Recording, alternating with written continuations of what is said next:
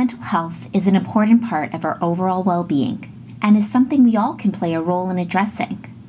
It's a subject that deserves our attention.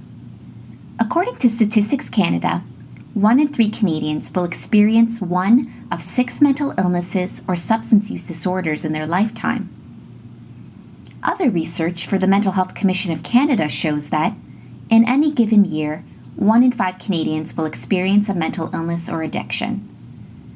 Awareness has been raised about the importance of helping those experiencing mental illness to get access to treatments that will improve their mental health. But what about the 4 in 5, or 80% of the population, who will not experience a mental illness or an addiction? What about their mental health?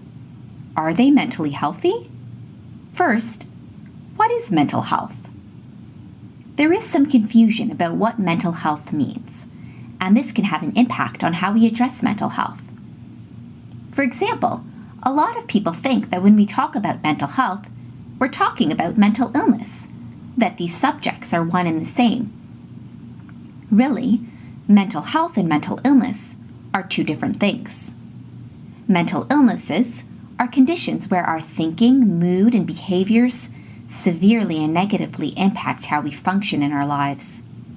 Mental illnesses can include depression, anxiety, schizophrenia, and other mood disorders.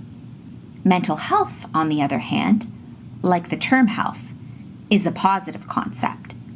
It relates to our ability to enjoy life and to manage it in ways that help us reach our goals and cope with stresses. It's a sense of spiritual and emotional well-being. This means mental health is more than the absence of mental illness. Now, if mental health and mental illness are 2 different ideas, what's the relationship to one another? Sometimes, people picture mental health and mental illness being 2 ends of a continuum, as if one is the opposite of the other. But a lot of research shows that we should think about mental health and mental illness as separate yet interconnected concepts that need to be looked at, measured, and responded to differently. We should think of them on 2 separate continua. So here's what the mental health and mental illness continua really look like. On the mental illness continuum, one end runs from severe mental illness to no mental illness. On the mental health continuum, one end runs from poor mental health to good mental health.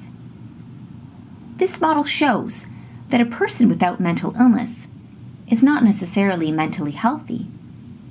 They may be feeling down or experiencing a high level of stress because of life's circumstances. But it also shows us that we can all strive for good mental health, that even individuals with mental illness can have good mental health. Let me give you an example.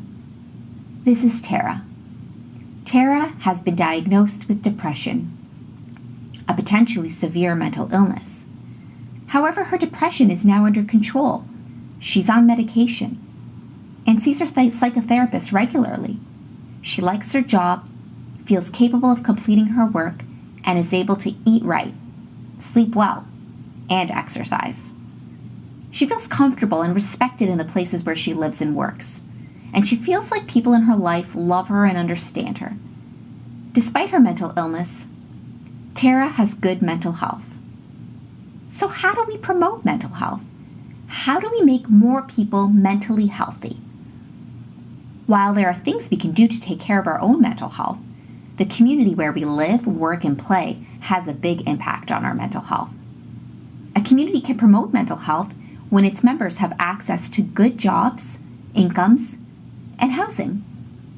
A mentally healthy community makes people feel safe and secure and like they belong because it's inclusive of people with different ages, backgrounds, genders, languages, and sexualities.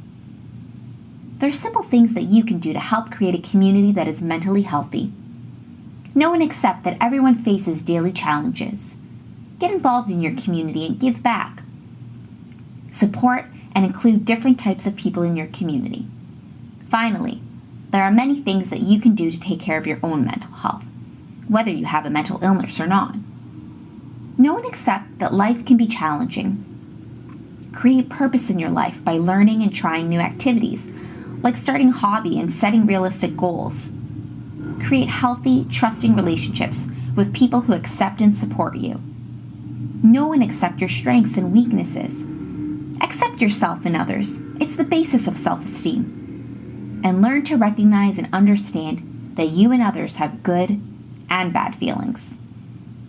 By increasing good mental health, all of these things contribute to the overall health of Canadians. Like the World Health Organization famously said, there is no health without mental health.